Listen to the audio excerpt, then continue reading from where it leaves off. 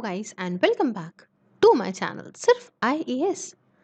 तो यहाँ पे हम PT 365 जो कि इन्वायरमेंट की है उसे कंटिन्यू करते हुए आज आपके लिए इसका पार्ट 4 प्रेजेंट कर रहे हैं। तो आइए शुरू करने से पहले चैनल को सब्सक्राइब कर लीजिए, बेल आइकन को प्रेस करिए ताकि आपको रेगुलर अपडेट्स मिलती रहें।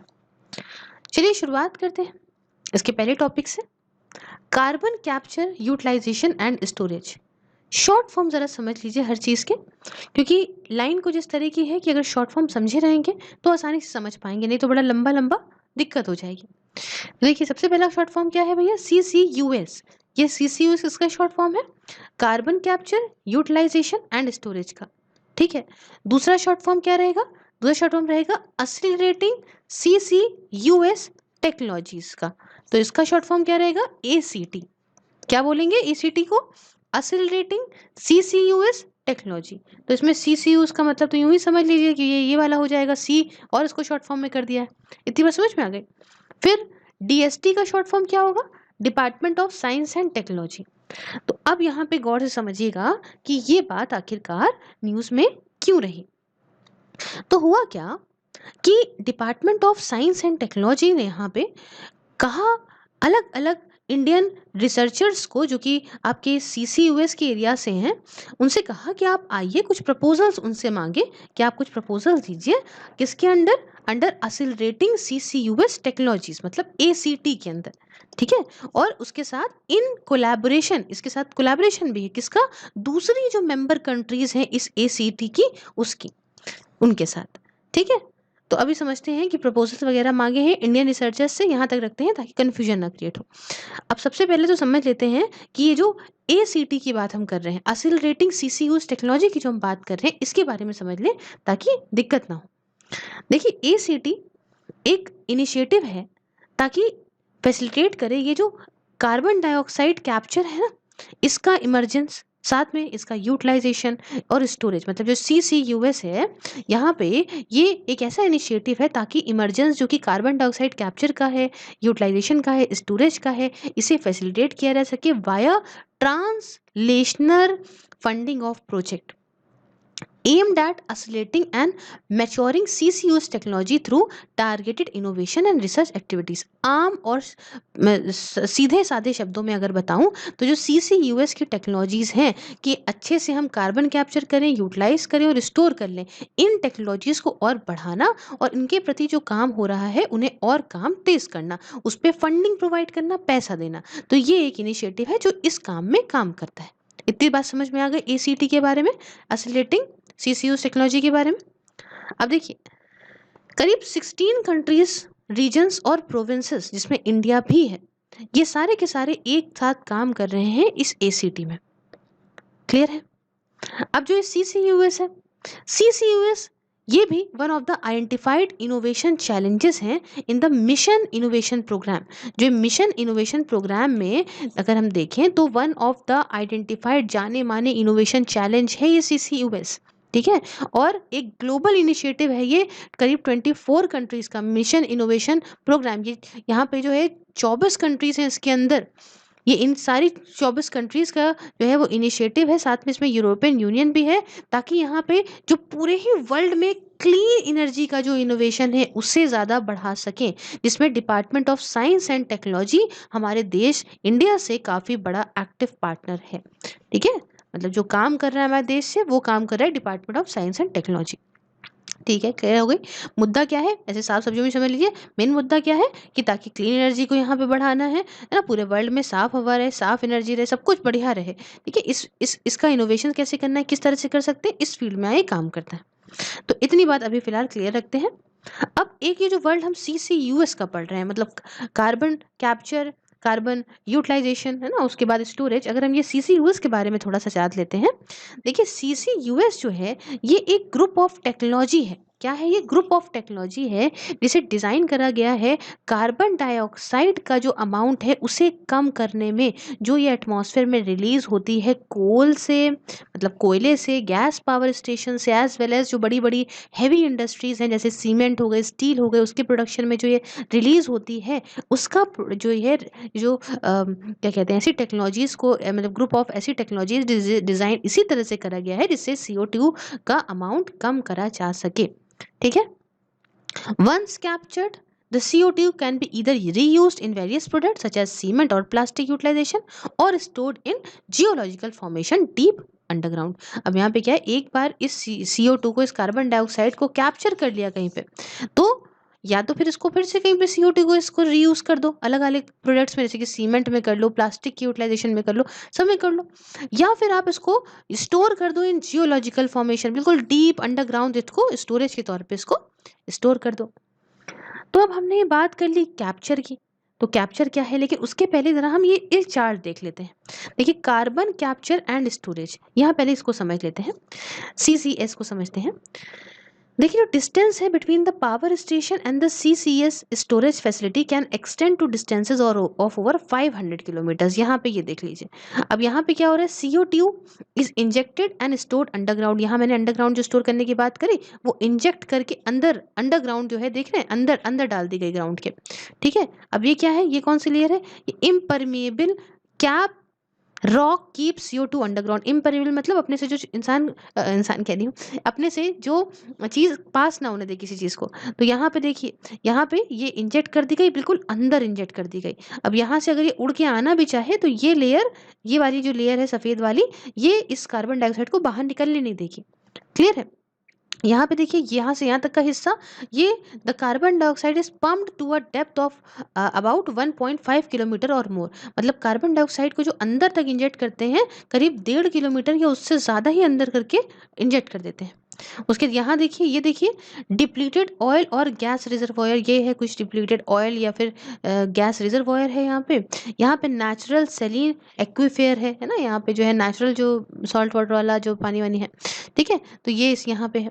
ठीक है, उसके साथ देखिए insert right carbon dioxide becomes stabilized within the porous rock and it forms natural compound with the surrounding brine and minerals। तो कार्बन सटाइल अंदर जो है वो फिर काम में आ जाएगी।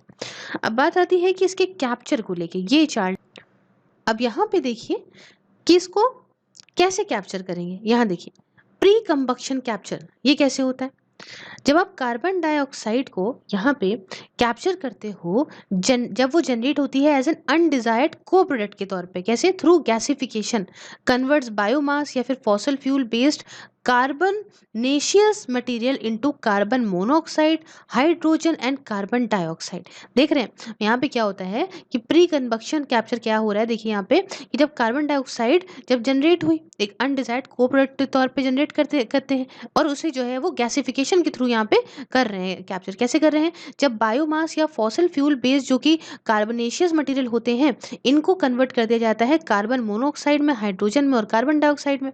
समझे, तो ये अलग आ गई ना कार्बन डाइऑक्साइड। एंड रीफॉर्मिंग मतलब मॉलिक्यूलर स्ट्रक्चर जो कि हाइड्रोकार्बन का है, इसे फिर से रीअरेंज करते हैं ताकि इसकी प्रॉपर्टीज को ऑल्टर मतलब चेंज किया जा सके। तो प्री कंबक्शन कैप्चर होती है। दूसरा होता है पोस्ट कंबक्शन कैप्चर। इसमें क्या है, यहाँ पे कार्बन डाइऑक्साइड को वेस्ट गैस स्ट्रीम से सेपरेट कर देते हैं। कैसे, कुछ मेथड्स से, जैसे कि absorption in solvents, high pressure membrane filtration से, एब्जॉर्प्शन बाय सॉलिड सॉल्वेंट से, जिसमें आपका पोरस ऑर्गेनिक फ्रेमवर्क आता है, क्रायोजेनिक सेपरेशन वगैरह काफ़ी कुछ आता है। और तीसरा कैसे करते हैं, ऑक्सी फ्यूल कंबक्शन। ये क्या है, फ्यूल को बर्न करते हैं, फ्यूल को मतलब जलाते हैं प्योर ऑक्सीजन के साथ में, ताकि यहाँ पे फ्लू गैस प्रोड्यूस हो जिसमें हाई कार्बन डाइऑक्साइड कंसंट्रेशन होता है। तो इस कुछ तरीकों से इसका कैप्चर करते हैं ये लोग। अब देखिए इसमें यहाँ पे स्टोरेज और यूटिलाइजेशन दो बात आती है। स्टोरेज में देखिए former gas and oil fields में डीप सेलिन फॉर्मेशन, जैसे कि porous rocks filled with very salty water, यहाँ पे भी आप स्टोर कर सकते हो। कोल बेड फॉर्मेशन में, ओशन बेड वगैरह में। और यूटिलाइजेशन कैसे कर सकते हो, अलग अलग जगह पे, फूड और ड्रिंक इंडस्ट्री में आप जानते हैं काफ़ी यूज़ होती है कार्बन डाइऑक्साइड, वहाँ यूज़ कर लें। फार्मास्यूटिकल इंडस्ट्री में यूज़ कर लें। उसके बाद building material, concrete building materials में यूज़ कर लें। ऑयल और कोल बेड मीथेन रिकवरी जो है इसमें यूज़ करने बढ़ेगी। प्रोडक्शन केमिकल्स का, प्लास्टिक का, फ्यूल्स का, जैसे कि methanol, urea, polymers, syn gas वगैरह को बनाने में यूज़ कर लें। फिर remediation of alkaline industrial wastage, mineral carbonation, और आखिरी में बायोफ्यूल्स प्रोडक्शन में भी यूज़ कर सकते हैं। तो इस तरीके से यूज़ करा जा सकता है कार्बन को। तो ये कुछ हमने पूरी तरीके से इसकी बात करी। फिर आता है नेक्स्ट टॉपिक जो कहता है डीकार्बनाइजिंग ट्रांसपोर्ट। क्या है डीकार्बनाइजिंग ट्रांसपोर्ट और न्यूज़ में क्यों रहा? देखिए, न्यूज़ में रहने की वजह ये है कि नीति आयोग ने कोलैबोरेशन करा इंटरनेशनल ट्रांसपोर्ट फोरम के साथ में, ITF के साथ में, और जॉइंटली लॉन्च करा डीकार्बनाइजिंग ट्रांसपोर्ट इन इंडिया प्रोजेक्ट।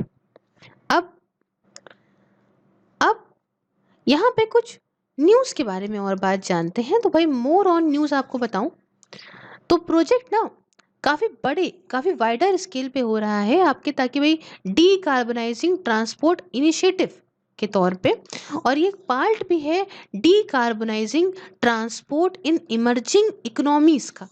ये जो फैमिली ऑफ प्रोजेक्ट है इसका पार्ट है जो सपोर्ट करते हैं कि ट्रांसपोर्ट में डीकार्बनाइजेशन होना चाहिए अलग अलग वर्ल्ड के रीजन्स में। इसका पर्पस क्या है? देखिए, वजह ये है कि यहाँ पे एक ऐसा रास्ता बनाएं जिससे हम low carbon transport system India के लिए ला सकें। मतलब ऐसा हो कि हमारे यहाँ जो ट्रांसपोर्ट है उसमें से कार्बन बहुत ही कम मात्रा में निकले। जब भाई व्हीकल चलते हैं, कार्बन निकालते हैं, तो कार्बन बहुत कम मात्रा में निकले, ये इसका पर्पस है। दूसरा पर्पस ये है कि design a tailor made transport emission assessment framework for India. तीसरा ये है कि facilitate the government with a comprehensive understanding of present as well as future transport activities along with the related CO2 emission. मतलब बताएं सरकार को कि भाई पूरा उनको समझाएं अच्छे से कि अभी प्रेजेंट और फ्यूचर ट्रांसपोर्ट एक्टिविटीज़ क्या हैं क्या नहीं है, उसके साथ रिलेटेड कार्बन डाइऑक्साइड कितना निकलेगा, अभी कितना निकलता है, बाद में कितना निकलेगा, सब कुछ पूरा बताएं। और ट्रांसपोर्ट की मैं खाली बात करूँ ना तो ये करीब 23% हमारा जो एनर्जी रिलेटेड कार्बन डाइऑक्साइड है वो ट्रांसपोर्ट से निकलता है, जो जिसकी वजह से ग्लोबल वार्मिंग बहुत ही हाई लेवल पे बढ़ रही है। तो अगर हमने तुरंत कदम नहीं उठाया तो इसका शेयर हो सकता है कि 40% तक पहुंच जाए 2030 तक, और 60% तक पहुंच जाए 2050 तक। तो हो जाएगा ये मामला खतरनाक, फिर हाथ पे हाथ रख के बैठने का कोई मतलब भी नहीं बनेगा। अब जो मैंने ऊपर एक बात की थी कि प्रोजेक्ट जो है ये एक पार्ट है डीकार्बनाइजिंग ट्रांसपोर्ट इन इमर्जिंग इकोनॉमीज, जो हमने इसका नाम लिया था, इसकी फैमिली ऑफ प्रोजेक्ट्स का एक पार्ट है। तो आइए जानते हैं कि ये decarbonising transport initiative and decarbonising transport in emerging economies, इस बारे में थोड़ा समझते हैं बहुत अच्छे से। देखिए, डीकार्बनाइजिंग ट्रांसपोर्ट इनिशिएटिव जो है इसको लॉन्च किया गया था यहाँ पे 2016 में, और फंडिंग इसको, मतलब इसको पैसा कहाँ से मिल रहा था? पैसा मिल रहा था इंटरनेशनल ट्रांसपोर्ट फोरम से और कुछ दूसरे और फंडिंग पार्टनर्स से, जैसे कि वर्ल्ड बैंक इसको पैसा दे रहा था, यूरोपियन कमीशन इसको पैसा दे रहा था, और कई सारे और थे। इनिशिएटिव जो था ये आपका डीकार्बनाइजिंग ट्रांसपोर्ट इनिशिएटिव, ये प्रमोट कर रहा था कार्बन न्यूट्रलिटी मोबिलिटी। मतलब हम यहाँ पे क्लाइमेट चेंज जो है उसको रोकने के लिए कार्बन न्यूट्रलिटी की तरफ बढ़े, कि मतलब जितना कार्बन हम एमिट कर रहे हैं उतना कार्बन हम एब्जॉर्ब भी करें। तो ये डिसीजन मेकर्स को दे रहा था, कुछ ऐसे तरीके बता रहा था कि आप किस तरीके से ऐसे कदम उठाइए जिससे हम यहाँ पे कार्बन डाइऑक्साइड का जो एमिशन है इसे हम रोक सकें, लेस सीवियर बना सकें, और क्लाइमेट की जो हमारी कमिटमेंट है, क्लाइमेट चेंज को हम जो है चाहते हैं अच्छा करना, तो हमारी कमिटमेंट को हम पूरा कर सकें। अब इसी के अंदर क्या था कि यहाँ पे जो decarbonising transport in emerging economies DTEE project है, अंडर इट जो DTEE प्रोजेक्ट है ये मदद करता नेशनल गवर्नमेंट्स को और कुछ दूसरे स्टेक होल्डर्स को, ताकि ये समझें कि क्या हमें ट्रांसपोर्ट के मैटर में, ट्रांसपोर्ट की फील्ड में क्या हम कदम उठाएं, किस तरीके का रास्ता निकालें जिससे हम जो ये ट्रांसपोर्ट से निकलता है कार्बन डाइऑक्साइड उसे कम कर सकें, और अपने जो क्लाइमेट गोल्स हैं, जो हमारे नेशनली डिटरमाइंड कॉन्ट्रीब्यूशंस हैं, उन सबको पूरा कर सकें। बहुत ही बढ़िया बात थी। अब इसमें देखिए, इंडिया हो, अर्जेंटीना हो, अज़रबैजान हो या मोरक्को हो, ये सारे के सारे अभी इसके करंट पार्टिसिपेंट हैं। और यही DTEE मतलब फिर समझ लीजिए डीकार्बनाइजिंग ट्रांसपोर्ट इन इमर्जिंग इकोनॉमीज, ये इज अ कोलैबोरेशन बिटवीन, ये कोलैबोरेशन है ये जो इंटरनेशनल ट्रांसपोर्ट फोरम का और यहाँ पे वपरटॉल इंस्टीट्यूट का, जिसे सपोर्ट करा जाता है इंटरनेशनल क्लाइमेट इनिशिएटिव के द्वारा, जो कि आपका German federal ministry for the environment, nature conservation and nuclear safety का है। तो इतनी बात समझ में आई आपको। अब एक और समझ लेते हैं, एक बॉडी का मैंने और नाम लिया है, वो है इंटरनेशनल ट्रांसपोर्ट फोरम। ये क्या है ये समझते हैं। देखिए, ये एक इंटर गवर्नमेंटल ऑर्गेनाइजेशन है जो कि OECD के अंदर आती है। ठीक है, मतलब OECD का फुल फॉर्म जानते हो आप क्या होता है? OECD का organisation for economic cooperation and development, तो इस सिस्टम के ये अंदर आती है।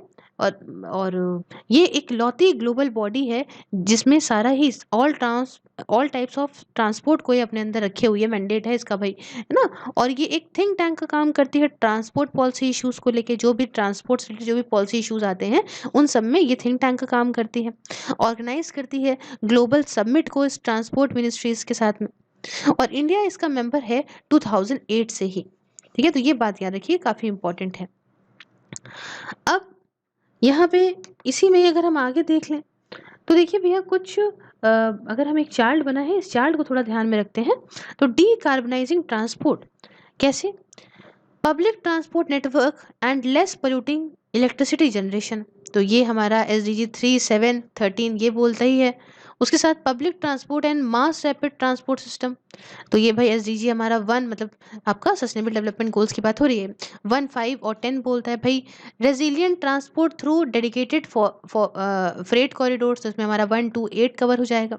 उसके साथ increase accessibility and participation through TOD, तो इसमें 4, 8, 5 कवर हो जाएगा। उसके साथ अफोर्डेबल एंड सस्टेनेबल ट्रांसपोर्ट, तो SDG 11 कवर हो जाएगा। तो ये कुछ है डिकार्बनाइजिंग ट्रांसपोर्ट को लेके बात।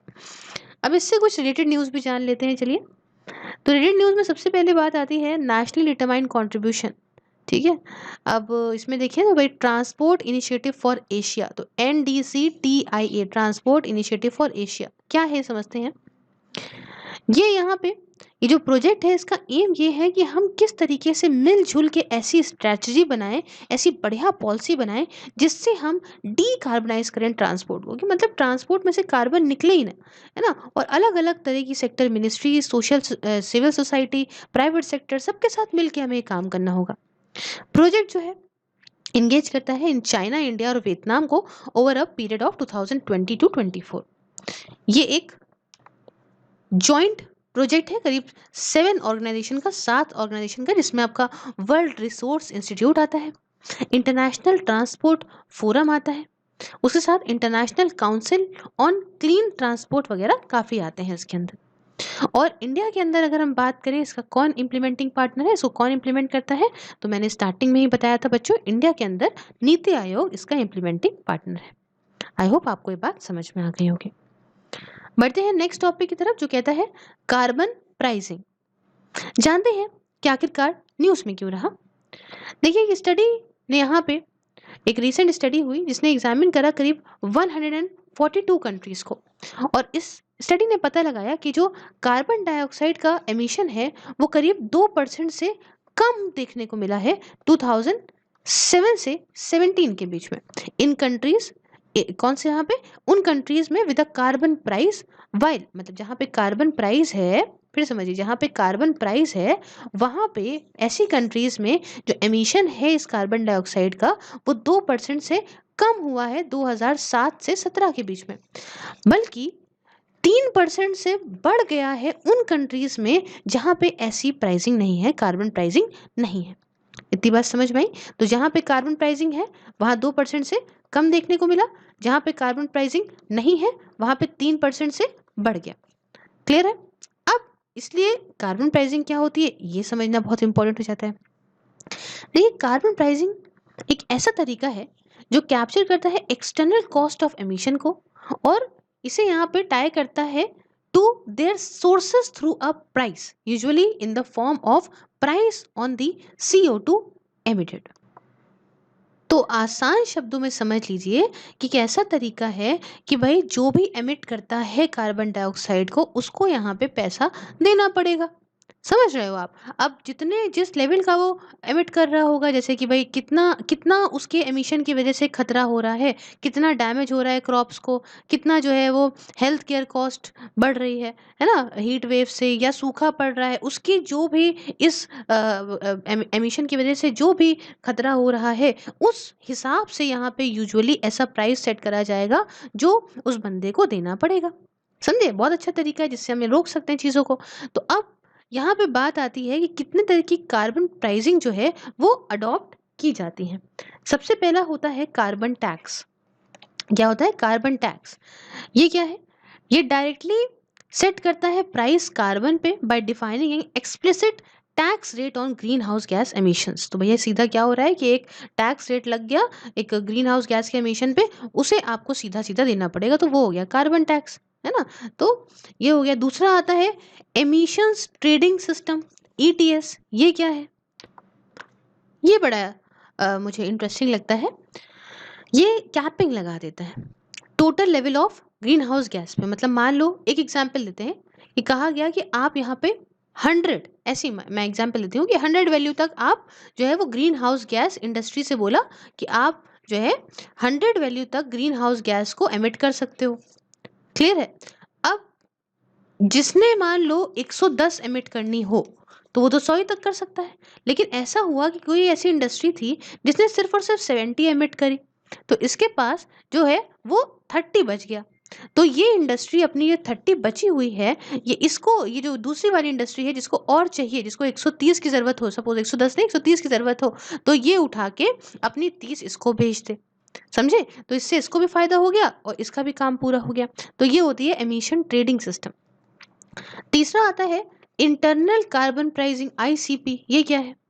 एक ऐसा तरीका है, it is a tool and organisation used internally to guide its decision making process in relation to climate change impact risk and opportunity. ठीक है, ऐसा तरीका है जब एक ऑर्गेनाइजेशन जो है वो अपना इंटरनली यहाँ पे यूज करता है इंटरनली टू गाइड, ताकि यहाँ पे उसका जो डिसीजन मेकिंग प्रोसेस उसे गाइड कर सके रिलेशन टू जो भी क्लाइमेट चेंज के इम्पैक्ट से related जो भी बात है, रिस्क या अपॉर्चुनिटी से related जो भी बात है। Recently Indian companies are voluntary started implementing ICP, है ना? तो होने लगा है कि अभी रिसेंटली जो इंडियन कंपनीज हैं वो अपनी मर्जी से अब शुरू कर रही हैं कि वो इंटरनल कार्बन प्राइसिंग को अपने यहाँ लागू करने लग गई हैं। खैर, उसके बाद बात आता है कि प्राइसिंग जो है कार्बन के ऊपर वो किस चीज़ में मदद करेगी, क्या करेगी भाई?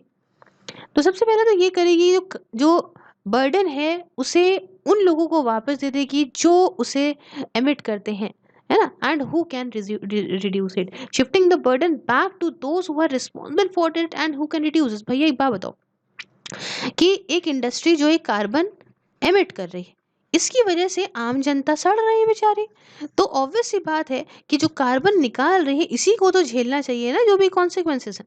तो इसका तुम पैसा दो, इसको तुम ही कम कर सकती हो। अब हॉक के अगर इससे पैसा लगेगा या एक गोल सेट हो जाएगा इससे ऊपर आप एमिट नहीं कर सकते, तो इसको भी एक डर रहेगा, नहीं यार फालतू का खर्चा होगा, छोड़ो कुछ ऐसी टेक्नोलॉजी लेकर जाओ जिससे कार्बन कम ही यूज़ हो। तो ये एक फ़ायदा है। दूसरा, इससे क्लीन टेक्नोलॉजी और मार्केट इनोवेशन आते हैं। जैसे मैंने बताया कि इतना पैसा कंपनी सोचे कि क्या इतना पैसा दे दे के यार मगजमारी हो रही है, इससे अच्छा छोड़ो यार कि यहाँ पे जो है कोई ऐसी टेक्नोलॉजी का तरीका ढूंढो, ऐसा इनोवेशन करो जिससे क्लीन टेक्नोलॉजी आ जाए। समझे? और उसके साथ जो पेरिस क्लाइमेट एग्रीमेंट के टारगेट हैं वो भी पूरे होंगे। तो ये एक फ़ायदा है। दूसरा, ये देखिए इनिशिएटिव्स जो कि आपके United nation framework convention on climate change, मतलब यूएनएफ ट्रिपल सी के अंदर कुछ इनिशिएटिव्स आते हैं, जैसे कि international emission trading, joint implementation और क्लीन डेवलपमेंट मैकेनिज्म। ये भी काफ़ी मददगार साबित है। अब देखिए कुछ रिलेटेड न्यूज़ भी इसके अंदर दी हुई है, समझ लेते हैं एक बार को। ग्रीन टैक्स के बारे में बात करेंगे। ग्रीन टैक्स क्या है समझिए बच्चों। Ministry for road transport and highways ने यहाँ पे अप्रूव कर दिया है एक प्रपोजल कि अब जो पुराने व्हीकल्स हैं उनके ऊपर ग्रीन टैक्स लगाया जाएगा। देखिए ग्रीन टैक्स को हम पोल्यूशन टैक्स भी बोलते हैं, या आप कह लो कि इन्वायरमेंटल टैक्स भी बोलते हैं। और ये ऐसा टैक्स है जो सारे गुड्स वगैरह पे लगाया जाता है जिनकी वजह से इन्वायरमेंट में पोल्यूशन फैलता हो। ठीक है, इतनी बात समझ में आ गई। कहने को ग्रीन और लग रहा है पोल्यूशन पे। समझिए इस बात को। अब इसके कुछ की प्रपोजल्स क्या ये बात करें तो देखो भाई, ट्रांसपोर्ट व्हीकल, ऐसे ट्रांसपोर्ट व्हीकल जो 8 साल से पुराने हैं, ऐसा हो सकता है उन पे ग्रीन टैक्स लगाया जाए।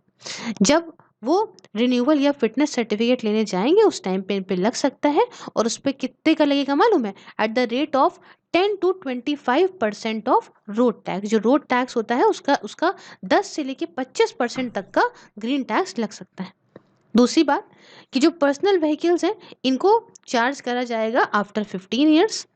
तीसरी बात, जो lower green tax for public transport vehicle, जो पब्लिक ट्रांसपोर्ट व्हीकल है उनके लिए ग्रीन टैक्स यहाँ पे कम होगा। मतलब जैसे डिफरेंशियल टैक्स डिपेंड करेगा कि फ्यूल कौन सा है, पेट्रोल है की गाड़ी है कि डीजल की गाड़ी है। एग्जेम्पशंस दिए जाएंगे कुछ ऐसे व्हीकल्स को, जैसे आपका स्ट्रॉन्ग हाइब्रिड्स, इलेक्ट्रिक व्हीकल्स को, सीएनजी वाले जो हैं व्हीकल्स, वो इथेनॉल एलपीजी व्हीकल्स को, इनको कुछ एग्जेम्पशंस भी दिए जाएंगे। और आखिरी में जो रेवेन्यू इस ग्रीन टैक्स से मिलेगा यहाँ पे, उसे एक अलग अकाउंट में रखा जाएगा, सेपरेट अकाउंट में रखा जाएगा, और उस पैसे को यूज करा जाएगा पोल्यूशन को टैकल करने के लिए। ठीक है, तो ये कुछ ग्रीन टैक्स की खूबसूरत बात मैंने आपको बताई। बढ़ते हैं नेक्स्ट टॉपिक की तरफ। नेक्स्ट टॉपिक कहता है कार्बन ट्रेडिंग के बारे में। न्यूज में क्यों रहा समझते हैं। देखिए, ना वर्ल्ड फर्स्ट जो इंदौर बेस्ड एंकिंग इंटरनेशनल है, स्पेलिंग देखिए ENKING, एंकिंग इंटरनेशनल इंडिया के अंदर है। ये ऐसी पहली वर्ल्ड की पहली कंपनी बन सकती है जो ऑपरेट करती है कार्बन मार्केट स्पेस में, और ये जा सकती है, कर सकती है इनिशियल पब्लिक ऑफरिंग, मतलब शेयर्स वगैरह को अपने इशू कर सकती है मार्केट में। अब ये कंपनी किसमें जो है वो इन्वॉल्व है, क्या काम है? ये कंपनी ट्रेडिंग करती है बच्चों कार्बन ऑफसेट में। अब क्या है ये सब? रिडक्शन इन द, भाई कार्बन ऑफसेट का मतलब क्या होता है कि reduction in the level of carbon emission, इस पीरियड में काम करना। तो यहाँ पे समझिए, ये एक मार्केट ट्रेडेबल इंस्ट्रूमेंट्स हैं जिनको इशू करा जाता है उन एंटिटीज को जिनके प्रोजेक्ट्स वगैरह रिड्यूस करते हैं कार्बन डाइऑक्साइड का एमिशन। तो ये हो गई कुछ बात।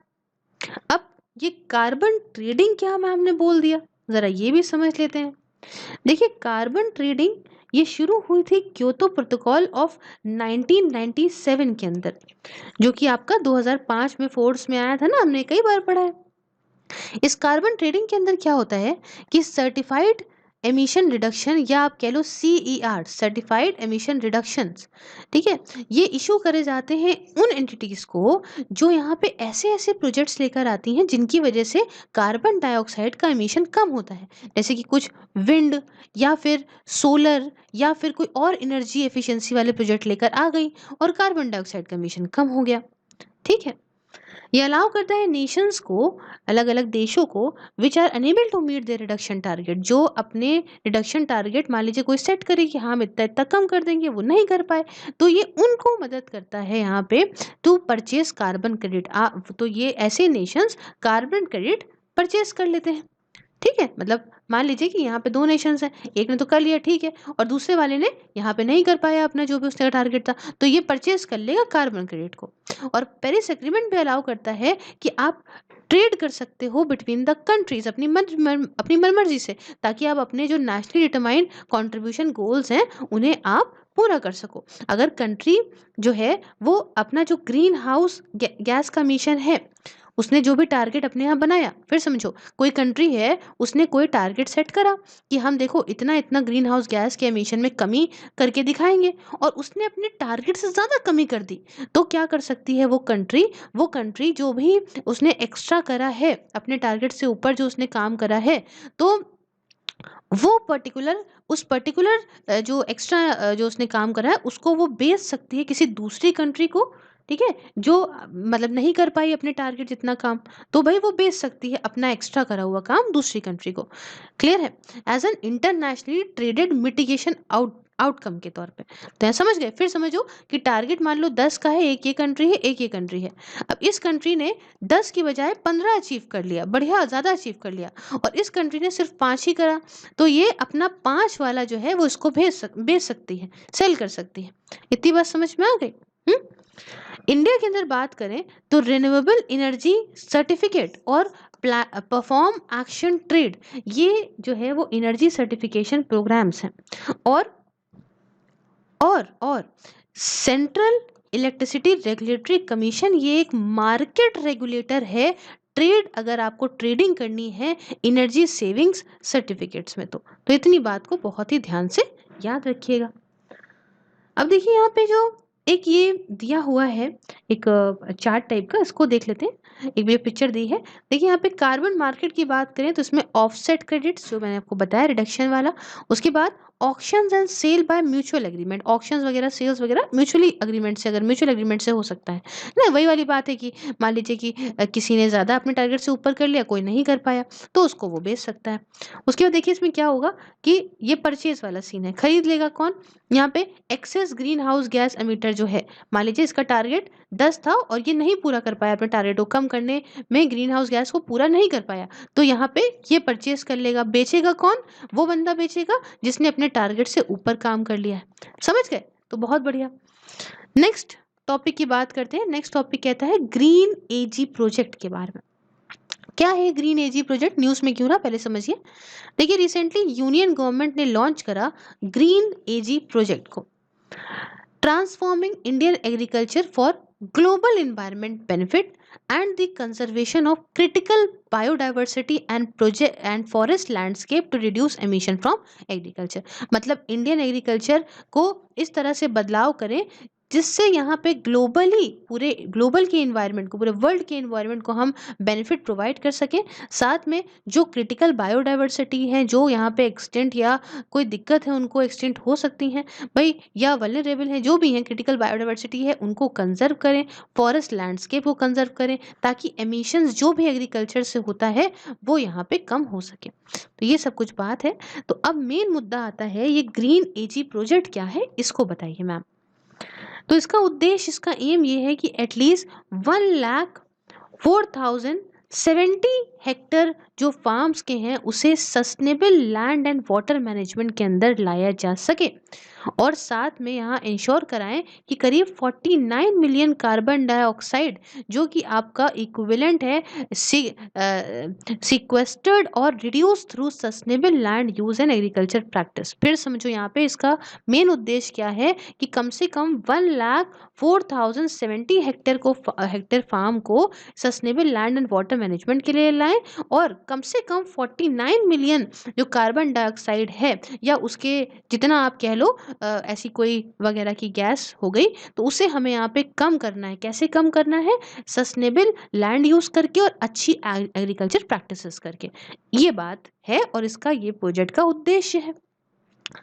प्रोजेक्ट यहाँ पे इम्प्लीमेंट करा जाएगा बच्चों कुछ 5 स्टेट्स में। वो 5 स्टेट्स हैं, एक तो मिजोरम है, दूसरी है राजस्थान, तीसरी है मध्य प्रदेश, चौथी है उड़ीसा और आखिरी में है उत्तराखंड। ठीक है। अब आप कहेंगे कि भैया पैसा कहाँ से आएगा, तो फंड कर रहा है इसे ग्लोबल इन्वायरमेंट फैसिलिटी, GEF इसे फंड कर रहा है, वाइल जो department of agriculture cooperation and farmers welfare है, ये नेशनल एग्जीक्यूटिव एजेंसी रहेगा हमारे देश के अंदर। अब इसके अंदर देखिए जो दूसरे की प्लेयर्स हैं जो कि इसके इम्प्लीमेंटेशन में इन्वॉल्व है, उसमें आपका फूड एंड एग्रीकल्चर ऑर्गेनाइजेशन है और union ministry of environment, forest and climate change भी है। अब देखिए एग्रीकल्चर एमिशंस जो इंडिया में होते हैं, अगर हम उनकी बात कर लें तो हमारे देश इंडिया के अंदर एग्रीकल्चर और लाइफ स्टॉक अगर देखें तो 18% ग्रॉस नेशनल एमिशन का कारण है, और थर्ड हाईएस्ट सेक्टर है एनर्जी और इंडस्ट्री के बाद। मतलब सबसे ज़्यादा एनर्जी से हमारे एमिशन होता है, फिर आपका इंडस्ट्री से होता है, और तीसरा जो होता है वो एग्रीकल्चर से होता है, करीब 18% एग्रीकल्चर और लाइफ स्टॉक का मिला के। आउट ऑफ दिस करीब 85% जो एमिशन है वो सिर्फ कैटल प्रोडक्शन सिस्टम से होता है, राइस कल्टीवेशन से होता है और रूमिनेंट मीट से होता है। बाकी का जो बचा हुआ 15% बचा, ये दूसरे जो क्रॉप्स हो गए या नाइट्रस ऑक्साइड जो कि आपकी फर्टिलाइजर से निकलती है, उन सब से होता है। तो आप देख रहे हैं कैटल प्रोडक्शन सिस्टम और राइस कल्टीवेशन वगैरह से ही कितना ज़्यादा हो गया। और ज़्यादातर जो बच्चों ग्रीन हाउस गैस का एमिशन होता है ना इंडियन एग्रीकल्चर से, ये आपका पंजाब, हरियाणा, उत्तर प्रदेश, बिहार और वेस्ट बंगाल वगैरह से ही होता है। अब इसके साथ देखिए कुछ दूसरे कदम क्या सरकार ने उठाए इसकी फील्ड में? तो पहला तो इंडिया का national mission for sustainable agriculture, ये अमंग 8 NAPCC मिशंस में से है। एम ये है कि हम एग्रीकल्चर एमिशन को टैकल करें किसी तरीके से और अपनी फूड सिक्योरिटी को और ज़्यादा अच्छे से बढ़ाएं। दूसरा कदम जो उठाया वो पॉलिसी रही इंट्रोड्यूस करी गई थी 2015 में। इसने नीम कोटिंग जो कि यूरिया की थी उसे कंपलसरी बना दिया। Neem coating of urea compulsory to reduce nitrous oxide emission. Nitrous oxide के एमिशन को कम करने के लिए यूरिया की के ऊपर नीम कोटिंग कंपलसरी बना दी थी। तीसरा सरकार ने उठाया था वो था सॉइल हेल्थ कार्ड्स दिए थे, ताकि फर्टिलाइजर्स को बहुत ही एफिशिएंटली अच्छे से यूज कर सकें। जितना भी सॉइल की नीड है, मतलब जितनी मिट्टी को चाहिए फर्टिलाइजर उतने ही मिले, हॉकम हॉक डाला ना जा सके उसके अंदर। चौथा, इंडिया ने करीब 2 लाख सोलर वाटर पंप को इंस्टॉल किया गया था, मतलब किया था। और यहाँ पे दूसरा करीब 2.5 मिलियन 2.5 मिलियन को प्लान करा था कि हम जिससे रिड्यूस करेंगे एमिशंस को from energy use in agriculture. है ना, मतलब इससे क्या है, ये एनर्जी यूज की वजह से जो भी पोल्यूशन होता है, एमिशन होता है, उसे कम करेंगे। और आखिरी में सरकार लाई थी ग्रीन इंडिया मिशन। ये कब लाई थी? 2014 में लाई थी। उद्देश्य इसका ये था कि ट्री कवर को और ज़्यादा बढ़ाएंगे by 5 million hectares. 5 million hectare से और ज़्यादा ट्री कवर करेंगे और वृक्षारोपण करेंगे, ताकि हमारी भाई and increase the quality of another 5 million hectares of existing cover in 10 years. जो अभी 5 मिलियन हेक्टर जो अभी का जो ट्री कवर है उसे और उसकी क्वालिटी बढ़ाएंगे। और ये सारा का सारा हम काम अगले 10 सालों में करेंगे। तो ये सारा कुछ मैंने बताया इस पार्ट के अंदर। सो पार्ट होता है complete. If you like the video, please like the video, share it with your friends, subscribe your channel Surfires, and if you want to follow me on any of the social media platform, link is in the description. Along with this, you can watch these videos on Facebook also, just like the page Surfires. And also, if you want to join my membership, just press the join button. Enjoy the various perks. Thank you so much for discussion. Have a wonderful day. Take care.